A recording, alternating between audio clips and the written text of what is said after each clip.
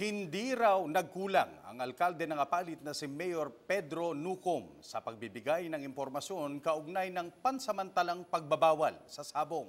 Malinaw umano ang direktiba ng Department of Agriculture at ni Governor Lilia Pineda sa bagay na ito. Subalit, sinuway ng ilang sabungero at operator ng Apalit Cockpit Arena ang nasabing kautusan. Si Justin Sayo ang may balita.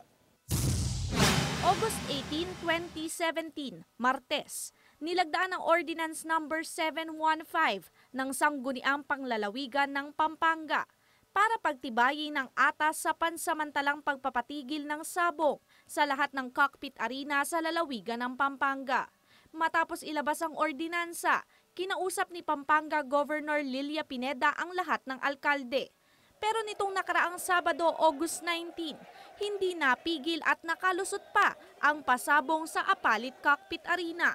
Paliwanag ni Apalit Mayor Pedro Nucom, wala raw siyang naging pagkukulang.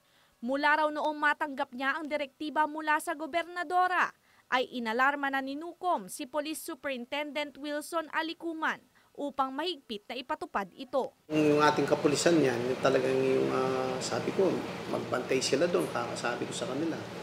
Binigyan ng advice yung may-ari ng sabungan. Ewan ko, talagang nagpatuloy pa. Ako naman, wala nun, nasa Manila ako. Hindi raw pwedeng idahilan ng mga nangangasiwa sa sabungan na hindi nila alam ang nasabing direktiba dahil walang mintis ang kanilang paalala. Hindi lang daw si Alicuman ang nakausap ng mga may-ari ng sabungan. Sinabi ko nga sa aming municipal agriculture officer na kausapin mo man yung ating yung may-ari ng sabungan na wala mo ng pasabong ngayon dahil bawal because of the bird flu na yung sa global naman hindi kagad na inform na yung sa global na akala nila yung talagang tupada lang yung talagang yung sa sabungan na talaga. Iuutos daw ng alkalde ang agarang pagpapasara ng Apalit Cockpit Arena kung saan nangyari ang sabong nitong Sabado. Papasara dahil dapat sumunod tayo eh. Dapat sumunod tayo lalong-lalo na sa batas na talagang pinasara muna yan. Hindi raw kukonsintihin o sasantuhin ng alkalde ang mga may-ari at operators ng sabungan sa kanilang bayan, lalo na sa usaping ito.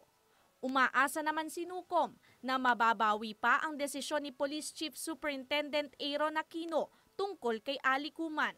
Ang Apalit Cockpit Arena ay pagmamay-ari ni Crescencio Mendoza at minamanage ng anak niya na si Councilor Sonny Mendoza ng Apalit. Ako si Justin Sayo para sa Metro Central Luzon News.